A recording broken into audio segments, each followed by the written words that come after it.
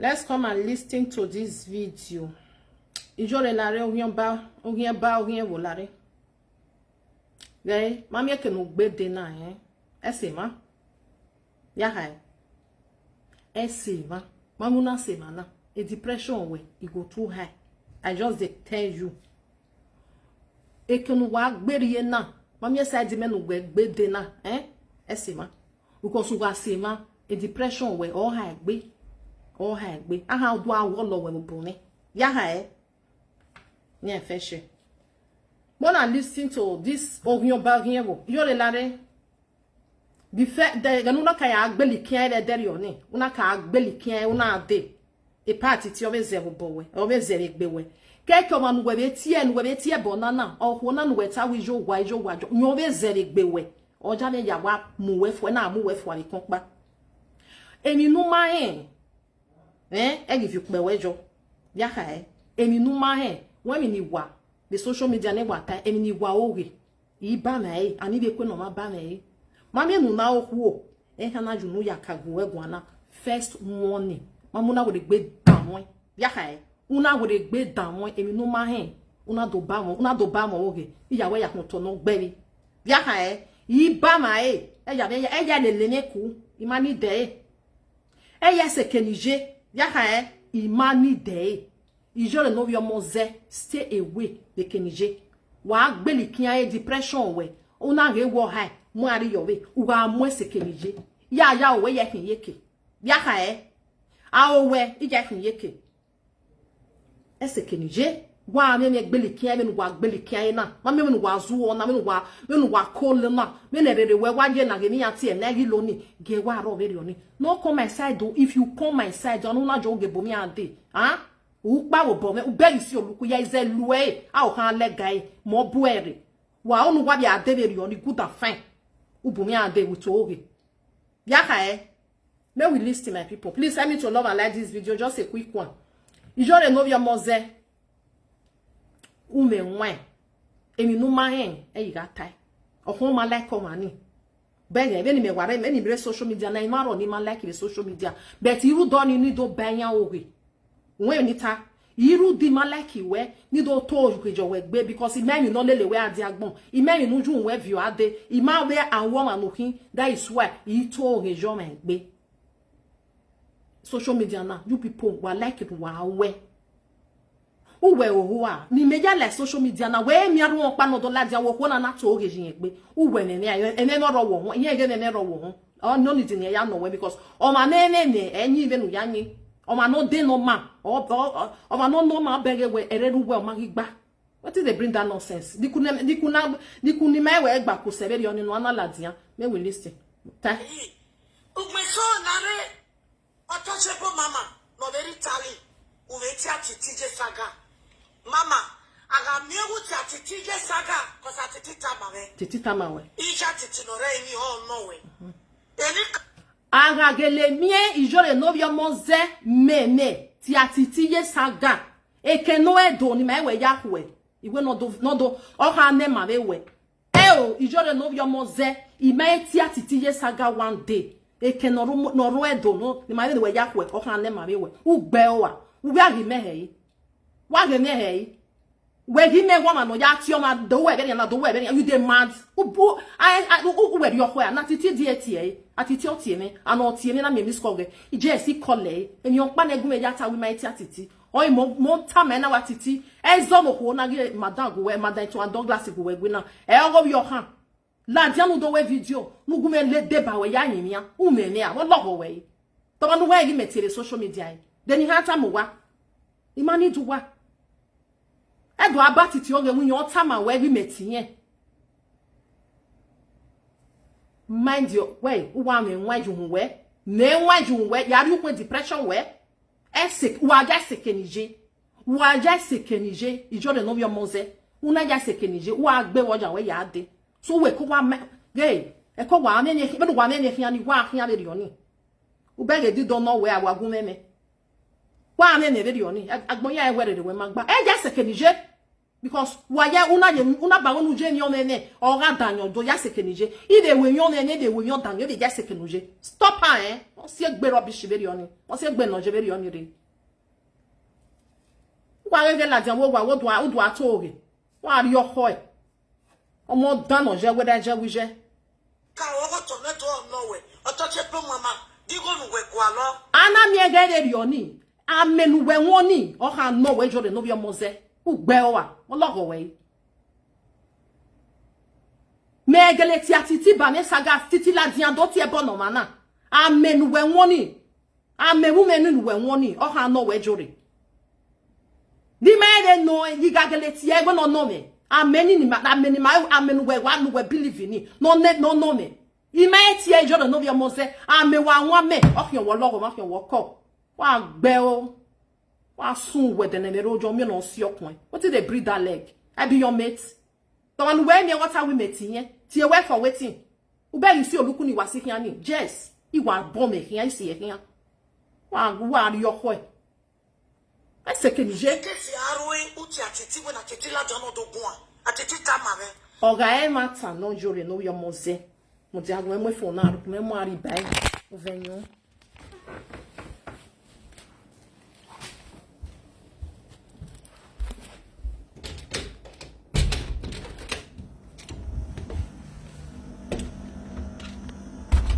ijore no bi omoze oveno nyuna oga e mata no gi meti atiti me no to se bo ma mega eti atiti ye saga we saga atiti la dian o nudo ti e bono mana nudo gbo mana nudo awe saga we to mana ijore no bi omoze amena hina uga won gogo e dagbon we ya ifure hene be na meje o ijore no bi omoze amena hina me eti atiti me no to se bo me eti atiti we no do we saga no do ti e bono ma amena jore no bi omoze wa aju nu kan ologo me we gbe from gbo we emi nu gwa lokion we gbe mi awawa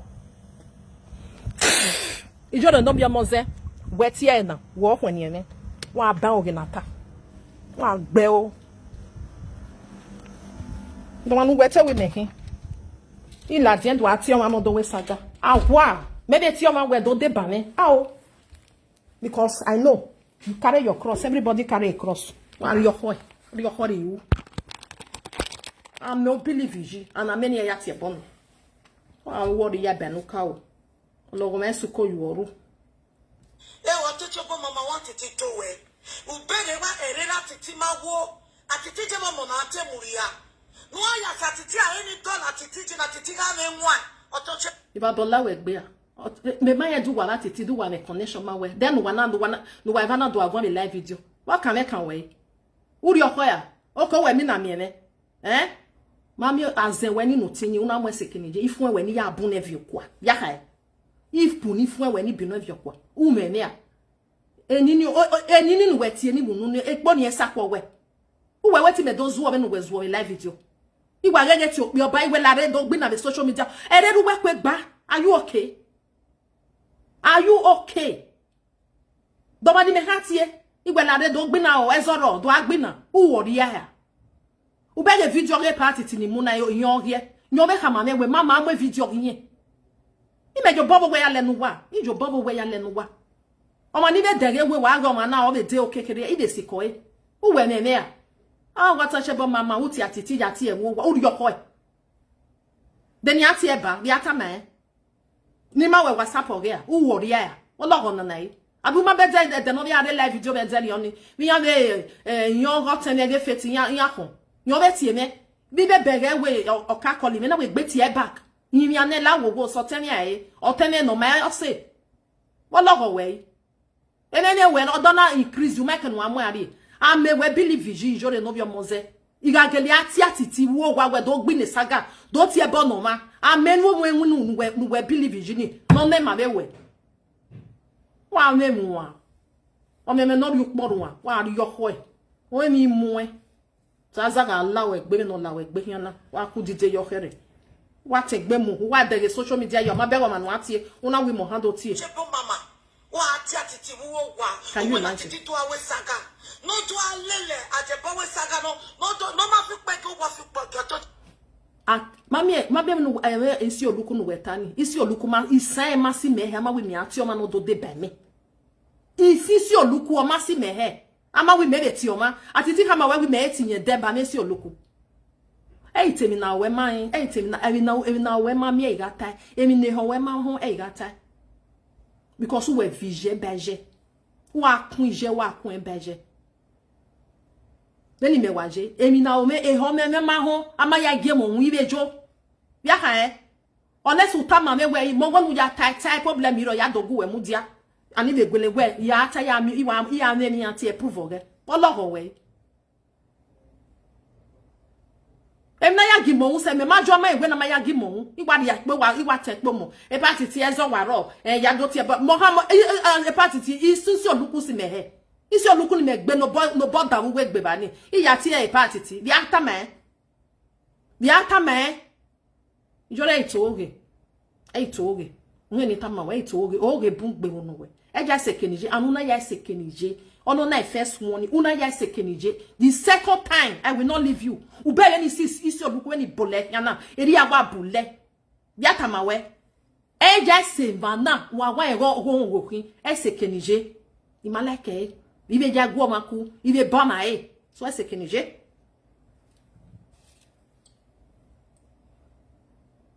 Ebe we ni mu ari odoni. No respect no we YouTube.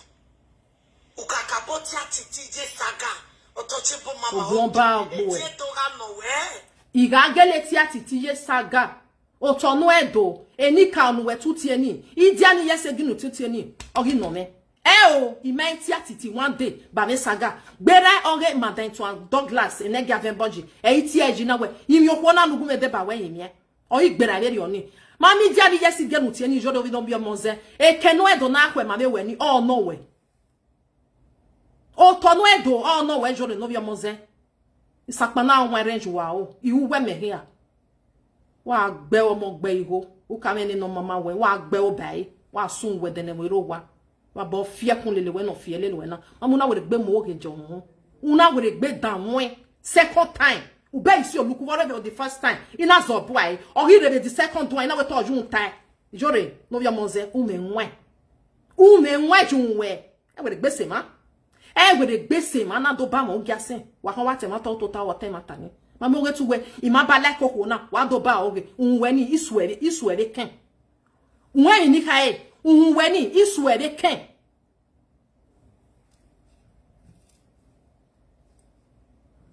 Erika oga no we. Uwo pa ya no iri agbonya ga no we. Ebe wa ya piri atiti wa rasana.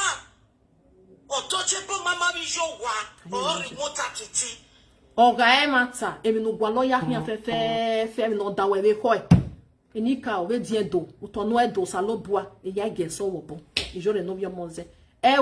U ba me u wa ba won oge we no wa pa fian me gbe nu to oge juwe eni ya fe no gwa lo hian no da we no nu gwa lo hian iropa we gbe so wo bo ya ha e we gbe so wo bo emi no mama he o me be na ya ta he emi nu gwe ma e dede ho yeye because we ba do tanya we atiti otama we ni make na do robi atiti yeti robi atiti why he may prove ubege we no ya tie me igbo ni de video gume mo no na we no pa finish oge me wari e fo ti atiti ti e bono ma na for waiting isi oluko ma na gbon ni hia oni no ma si me gbe be dopa e me ha do ti o ma no do de ba me do gbe isi oluko no ma si me gbe e me ha do ti e gume do de ba me do gba no jore e madness we ni why ko huye when no awa o do wa me mi anti e ko do hu ba ni wa san because we me no we gu agbonje because oge ni awe ya lele ya hia edumi Jesus Christ eduma mi Jesus Christ we mu Jesus Christ hia umo ni ka do vio bai itota go me we ge gwado ate we what atiti ye saga ufia ho a na me kiare social media do ma no man we mi ni me tie ido ha mama ni ka bo ya gbo mani ya tie bone for waiting for what reason ni kana ti o ma temi na we ma se temi ni ho we ma ho wa wori ya benu ka o mo dano je we da je wuje wa zu wa be no zu na me gbe ya do da no gba atiti kele ki o wo we ti se tebe no se we ke no jia di ya mai ni ya o se ni mo na yari mo ti abi pe ani ke wa na wa si ba o to chipo mama re e no kwa na wa se nya titi Wa kola titi ati. Ijo re ba bola we gbe a. We na mi me ti atiti. One na mi me ti atiti. Atiti na we video one day. Ona ti me. O wi si olupo owogun ha gbe ho abodo ni. O wi sango nebo we oja elomi we kan pa abodo ni. O wa me video no we madanto iyon madanto Douglas o send kin. Ina we video na mi e street no. Ofo oni enu ho. O no pa no na ona teme eni feti. Ofo we mi mere la no ma u wori ya bi tu salwa bi pa ba jore no yo moze. E boni ati e do ologo we da ona je kenije na. Ese kenije because all high egbe nu e. You go too high. No come aside though. I don't need that. Won ya gbeli kian ni kun wa gbeli kian na wa gbele e wodo ni. Wa wori ya benu ka o. Ologo no na no mama na. Ma bu gba ikona maku wo wa na do akuba de so then on na be me we a party to ni respect ni we for because man need anybody man need there o man ni wa respect no afa so anything no really know me di na me di something try ni rie ne di be mo ka me we pa ma me di video yi mo so what they know what upon ya when the rubbish wa zu abi no zu na me gbe ya ozu no makon wa zu I no allow it video ni ma cuz atiti ma school atiti ma intelligent atiti no wa so ka be Facebook for your mind iwa pa iwa mo video e send again iwe ade o ma we mi ati uzu ogbe ozu we na wa zo wa severi na uwe na wa zo wa severi na una wa ohu wa severi na o ma no me mi wa gege gwa te iwa gege gwa ye fun iwa color mani mi video mi ono now for waiting where video ni me e social media didn't me beg no me ati me abeg una see this video don't na me send there go me good and fine that titi gwa le video e we blogger him just a blogger him ona no me didn't me the video yet send there again didn't me we party e gwe me yi me on so they no need him we u me me a u gana zuo e na wana kiza e na wana mi otoshebo mama bu wenye u wori ya enini o enini mu we what waru lemu wala dia otoshebo mama wo so atitijo iwa bola we gbe aswa we gbe a abi agba mwera ero geme won logo no mama na sakpana nwere jua o ya gele atiti no do awe saga awe ameyeke we ama o itie imeti de best enye saga ibe tie we bezo na ho because enye be ni saga je oro ma ni medine o ma ni mosto we o igbera gi to and Douglas ni gbe no do ya yin mi awe ikane e ma ni re social media saga wa ya live abi saga wa ya we content mo he do tama we no he we bo dina gwanjo ba sa du wuri e wa ikane mu we sakmana onwere juwa o wa wori ya ohion ba no mama ime gele ti wo ohion ba na o ma like e be ni ya ti wo ohion ge una sekeniji ya we content ebre wo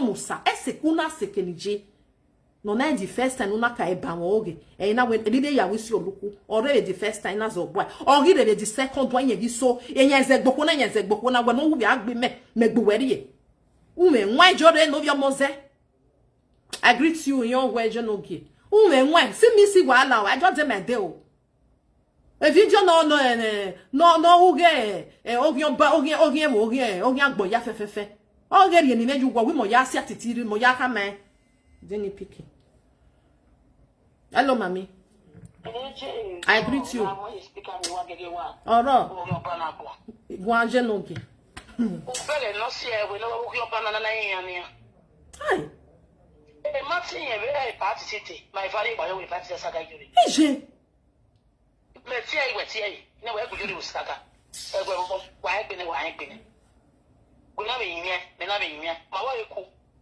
ibo gbe bana even ni ya ti e boni mese wa tese na mi akwe ipe hiere jo party ti gbe wa fi ahun be ti ya tele ina we 14 years e mu fuwa won logo no na no mama na ma ya yin ni e deri ya be so table ministry ya yin ni e so diga sabe digo ni but you know one way when I was saga be be o go ba mi ya live e saga zeyo e ki bi obi po be ne go ne ki bi ona me 246 ala ga go to fiaba ga o kai ne e wa no ze oyi ga na 360 km o to yo afia not for 130 for one now go ba la wa lo ke o ke do no e ko na mu e ai no ke no we na ye le ru ni ya yo saga na Abi na saga. E mo te kwete me so be ga asa na ibi na ni do na. Eje. O ye wa go ya be followers of yin le fi kwi. O ye wa na ga ti kwi e bo ma le followers of yin. E wa go ya so be ni epiri. Can you imagine? O pa be no go say bo mo go no e. E bo ko egbe ni no e. No e black me go le bo mo go le si ja bo ma ye gwere. O ye tete.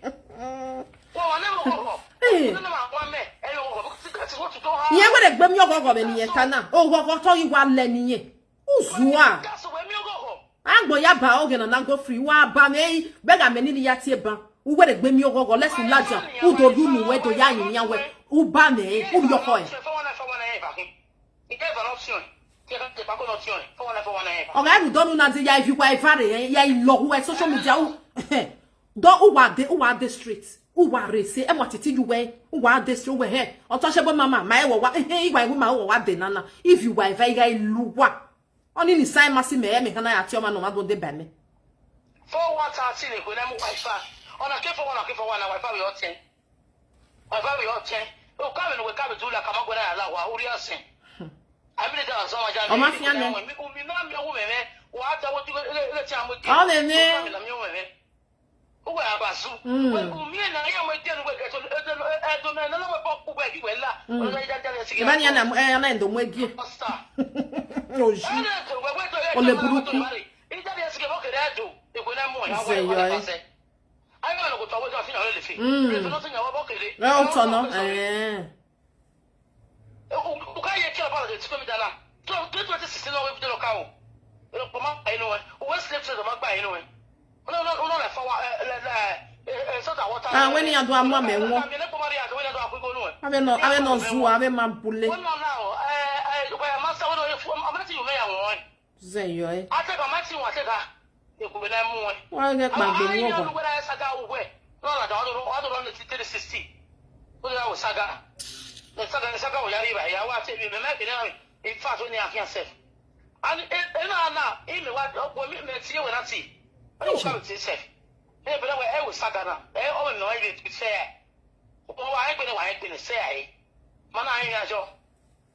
Ime wata money na we na party ina we dey retagu we gwa face retire di jode ju we okpenu wa ke kwa social media ona na do azu obe mana ina we ri eju we owe because oji direct ya gwa yen gwa yi na we si aye wa ori okwo e ori omo ze no ohu a wa ve hu a okuta oh we mo tamati ti no do we saga wa gbe o wa mi o oge no kokko mi ebudu wa mi o seti sin wa worry ya da mi ka o ze yo e yo university go to school I will not wait or the University of Benin Kingdom una pick na jo una be not here school na Benin mate amo Jesus Christ be ni ka of yo e kugbe omukian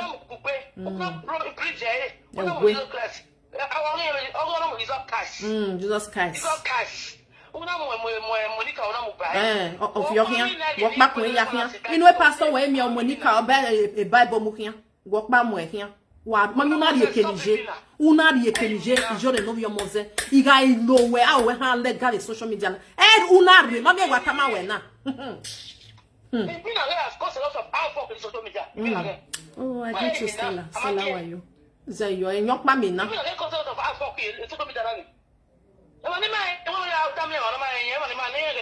oh ge dori en ejugwe emi no ta e party ti pa mi ye wa gbe o wa te we on wa be nu gwa je meje be nu gwa ta ni do ati e bona tete we show we asset si e zone ma be party ti ima o for anywhere but yen we just e meant no clean ibe si ejugwe we ya ri won wo de so e wo to o ma ye wa gbe o no so wa ba e pa ko da fe ku to yan we mami isi oluku ni meze boli yen gbe ya bole gbe wa mo time ya bole gbe wa next time all day go mama no ko wo go ko to ta mami enu we wa be de nania wa be we bumi ande e depression we ni o wa high we me he ya we comedy we e da me gwe mu na wa oku e na wa ko wa kama we na mami enu wa tie boni ibe ya tie no ga e mata no wa nwa me umi ogogo emi ya fefe no gwa lo e ya bu we ade o jore no via moze u ba mo oge imeti atiti dedene dere saga we ka bogbo mana do gwa ye na mega iwe ye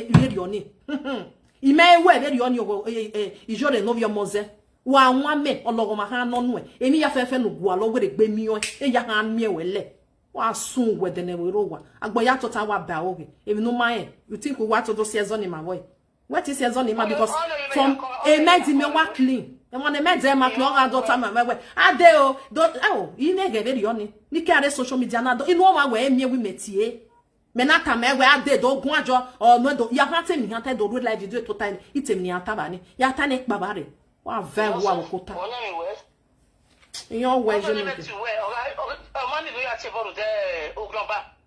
me wa mo egbe we gbe because imaleke mi na ni notani we me ya ti amo ya ti e na amenye believe ji ameni ni ogeleneti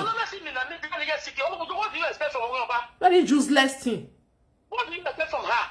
Ọmọ nu we man ba o na egbe we na emi rokpa o ma voice oge wo na yen voice oge oni e tu we di kiza be rioni we ko wa gbera bi o doze mwese mana wa mwese mana wa rere wa bun ya gwa emi ri ko egege we de ka bi tu la ka we ala we fo to mo wa lo ka we bo e we wa po fo aya we fo wa to ta wa to ri wa ri yo ho e okay no mama o to ne Jesus Christ ole Jesus Christ you know that scenario ti ye na nyo pa video we mi na mi ma ekere mi na ona ri no na daji wa na mu aba gbon ne la wa la we gbe na la we gbe kian ama me video we ma video okay no mi na no video e mi na mi na in fact what else that is for I'm not to search for ya ogwe mu gbe ohun de ne no ni de ti ha ma ene we ni wa mwese ma na iya oge yo owa he said na me wait 10 days of ya so wa so de gene na wa me mu aba gbon well we have it on some kind of mo to jagun be we bo ze yo ai I'm the dan se gbe be ma jagun be aja o yi ma wo le so fo e ma yi pe so ya wo le so fo no mo black mo ebo omo ya okole ya kokogbe wo pa wa no ni awon mo bible umu ni ka o vie ya kokgbe e pastor ya mo bible ya mo kian ohun aranya no wo bo ya wa be mo kian iyan ko ya kokgbe o we kun ya kokgbe o mo kian confusion e bri ma ye gba wa le mo wa gbo yo e ko jo mo ko ma jo ko kegedege sanfua obun wen no emi no gwa lo mi so fa ma ya se kenije yeye mani day o fala mama ko boro ya ti e go pi o e we step wa o ko ma o di woni fa na le na lo ma ye ro fi o da no na ti bi ape oge e me ke na ji na na ji wina for one night e di e mi na o wi fe wona mu nu e go do ni no zo a go do na be so na gedi yen mi na me edi wa jin ana wa jin yen ana we ni do afie be wa ka bo afie wa la je wa afie go dugu ija wa ze gbe awe no wo kan awe ateni te gbe tere gbo le be so ba mu dia ne bo na mu e lu da so mo fe bo iti emu nene igwa ti ene ameni ye wa believe wa mu gbe oleso do ladian o ladian we he iye ba mo o wa gege gbula to do aba ma o for wetin na o not we no so le awon bo pe e followers ni ya te for TikTok o woni ale ile TikTok o gba na ya gbe wa se TikTok iko ni mara ya ni akuni akwa iko ni ku e pe ti na wa se live video mo wa na wuya enyo zuwa veni me wa je ni wa do to tegwe ti adori verse bo manere ma gba veni me na ewe o ma no mo ni ka o mo Jesus Christ o mo ko gbe dem nu kan tamame ama weti mi ari ewu we enyo zuwa ni awe ni amukian eniyan wa duwe o si e me de kare go o ho won wa mu ame wo wa mu me no wa zo no ge wa bu wa mu wo o won wa won ye no ka mu wa ye ma wo I was one no ma ko eniyan wa no wa bale no bu wa mu wo yo ka mu wa wa zo wa no ri ari keke nene ijore no bi omo ze no wo wa magbon o mi mo oge no koko mi ewuru wa gbon usalwa mi pa ba yan we my sister mama sister thank you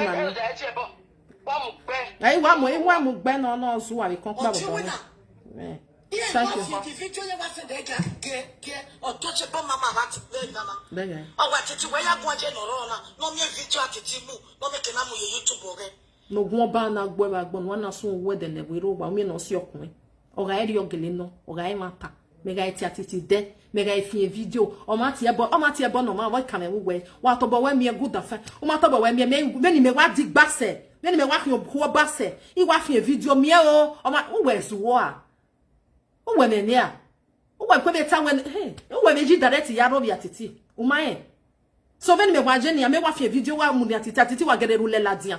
We believe you women in me na mana ha me wa watie. Me no ya tie bo no ma na gele wa tekpo mu wa ru le ladian. I do atie bo no ma. Wa degi yeke no degi yeke na. Ye video ni me fi anje YouTube wa gbo we no wa izeso wa gbon wa so wu. O ma no nya video nyo ha ma me ni amu video re. And igwa me right ni ya pike. As far as ta ma me ni. Ma mi o ga eru de isi oluku na de. Hey ya lo wa ifa gbe. Ogu we no ro. Ah. Ogo ni ni ye wa so. Eri agboko na ya tie to ada no bonu don tie me. Me ni me waje. Ereri me na mami na ni na ya wa ma le gyawe na re gyari o wa ino awari ya ewa na so I be person we quiet o but esekenije we mda wo ma too quiet ya ilo we e quietness me ya carry ye konpa ya we gbe ya temure wa gbeki va wo awokuta Eni ka o ga no wa aga mi ere mi wa una titi o ma why no satiti forever aga mi wo ni abola we gbe wa gbonu sun we de na we ro wa ejore no yo moze inu gba eta ma we e kesi na no ro to dan ya yin yoko na uta ma ene no ya yin ye ime la de eta matiti e patiti yin yoko na ya digwe me ni me waje because o ma no ma eni atiti ma eni kesi ni asi eba ina do explain ma ye kesi na e kesi ni isi oluku kama we yelelu we diji iye wa ogwa gbera ba ni because I get on the court emi no gu we gwina emi no we gbe no obi ade mate owo yen ma ina we just wa we video na ya yin ya de ba we inu gba we ta ma ejore no bi omo zen wo wa no salo ari baba wa fian wo jiji wa o omo da we fian wo ne ma we just we because awa bo ni awa mu ni me woni odo awore we na ona do ami ni ka o ona do ami dia ni yesige wo pa mi na mi yan ya wo pa mi no pa wo pa mi ni ma mi azen we ni nuti ni una mo sekenije ifun we ni ya abune ya ibune do ja nu e social media e depression we ni ma mi no wa ha ni be no mai ha gbe ni e mo se ma wa mo se ma every day by day no comedy wa no ya ave video ya wole ya mo ladian we le gbe do adan ya no adege e depression we gbe ri o we ro u fi an wo abi va bo lawe gbe we no wa lawe hiana we gi me wa ma no ya ti o ma do ya do de ba me we saga me be ni me wa di gbase isi oluku ni sai ma si me he ya ti o ma do de ba me wa wori ya oga eru donu na de u wa concentrate when ni hai oga eru disi oluku o da fe we do no ma mi eja wo no se ma gbon no lesson mo ai u wa igwa ifa no so ya gbon na wo ya gbon na ba fa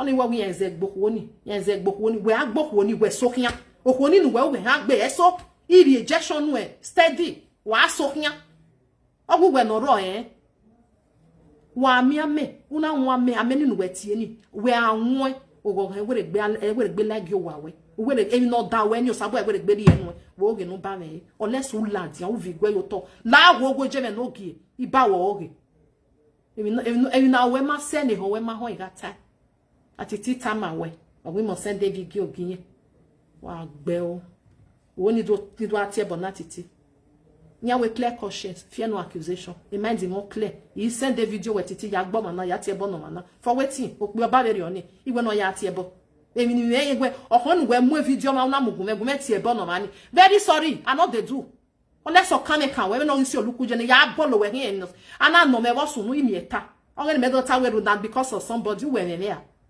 we when we waki zari ma mezo wa ri yoho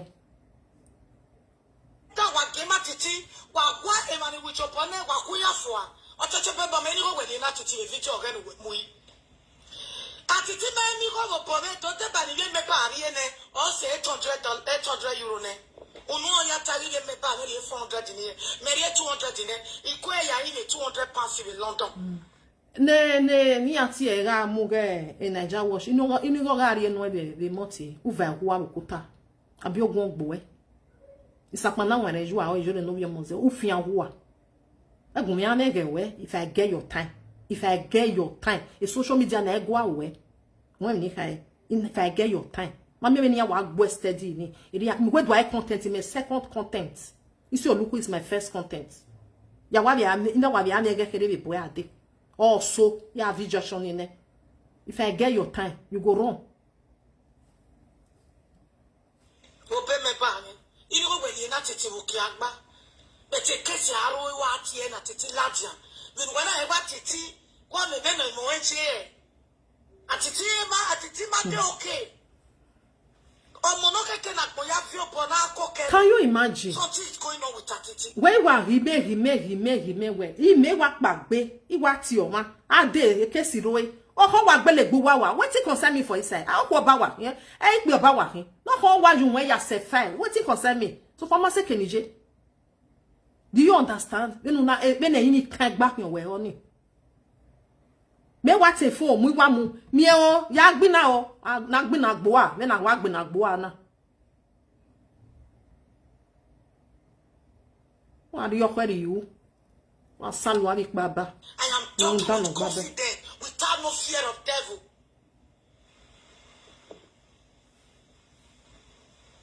I worry about no cow Without no fear of devil.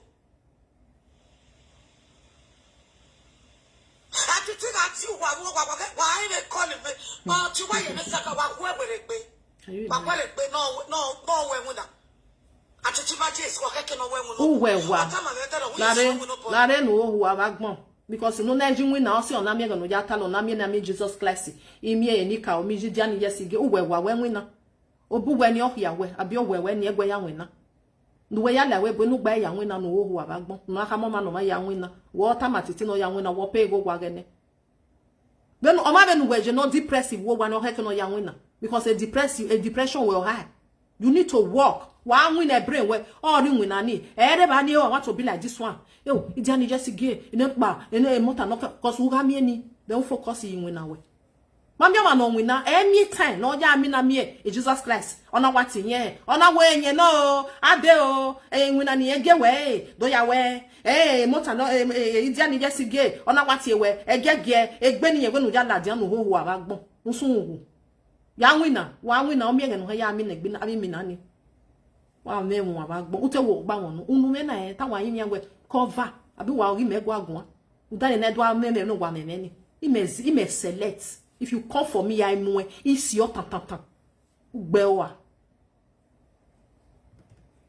ari yo kwere you dan no gba the sakana be ro I take it by 5 days ago time me we WhatsApp o we ya we na 5 or 6 days ago ye ya we na we types here na wa be go ne.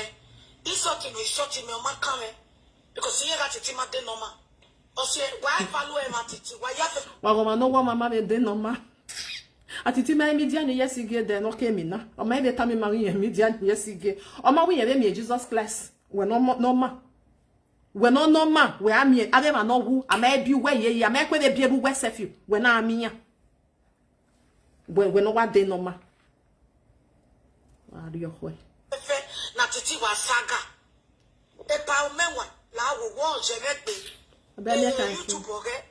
make I throw away this one for you. Ijore la re we moze e ke no wa kan me we anywhere ni wari landia e we gbe down for your life ya hai e we gbe down for your life no ba mo o ga ba mo ori mami na da wa pikoji ya gba lo emura ya si e mu hian ya hai I ga da pikoweji isi e bolua o ma fian na isi ai ube isi oluku me no waso na o waso ni bio ti ne ko vun mene e kwa ivun mene ike we jess e ko vun mene when I wa we do de bai isu wa eva oye hege obo me ya ka oye hege mami e da pi koweji ya bon won ya isi tatata o ma fiafo ane izo bo ayen we jess wore me e mo bo we ade eruka be gbelike e de ro na be aru lede e party ti na wa no be tie me la wo je la wo si ae ijo wa no wetie bonana nyoma no tie me mama la wo e video pa na wase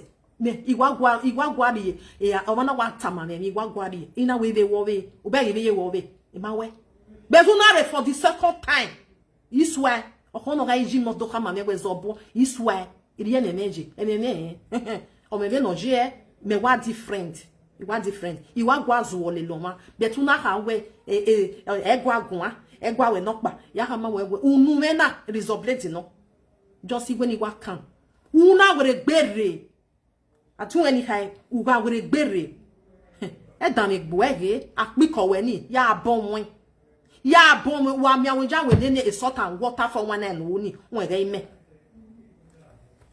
So mind your business and stay away from me. Ya stay away from me. Do we ya tie ma wo wa we e sagaro e o do tie bone o iyo ma meri oni. Ya wa bumere idaweji. Ore me do tie o ma e sagare me video na no ya gboma na ogun gbo e a bi tu gbe o. Wa ge me uge mama no ya mo video ya ta we mi enu tie bone we be ni ana ya gwori ya share video we wa hola hori dano gbabe ogi ban agbon na ya we odo agun me gwa tache ba mama gwa si ugbe o wa dikunu me we ku se be oni no na do atu ni me ba ni wa salwa bi baba mo dano je we da je we je abe fi do another video wa send egun me ono na no mama na nugume vie rie wele nesi oluku ni bomb wifi gbowa isi oluku si me ama we do de bai wa hola hori so fa yen we man cap second uje go bu mi ade obe ono na no wa be wona na ya fian yin in case of city ogume daji o isi oluku ni oni re bani or for the first time ina wonwa second one you don't dey go I go hold you wa gbe o oma wi yen gun wa lo egun a gume ya sie gume ya tie bone gume ya wono na we tie bone me se we ai ya se we for the first time when we any name you what they come down the brain or second one not they leave you ube ono na no re na nia ya gele tie atiti wo wa ene saga kama we ya tie bone if e video re na me ya tie bone na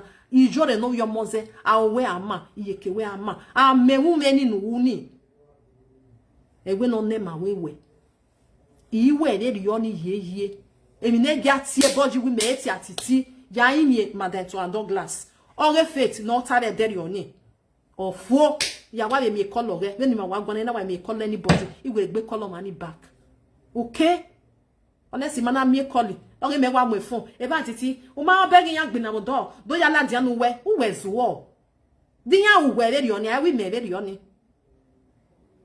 igba te fun memu igba ta mo ma do ya gbina na gbina gbo ajo de no ye moze wa sun we de na mero wa hola hore ku we ko gogo no we ra bo wa va o wa yun se fa o to no e do ogbelu wa va ko gbe ogbo wo we ogbe si oluku o da fe wi do wa va wa gbe o wa yo to ade be si oluku right on come at no gi ma so wa va wo akuta iyan wo wa ni gere wa bye bye for now.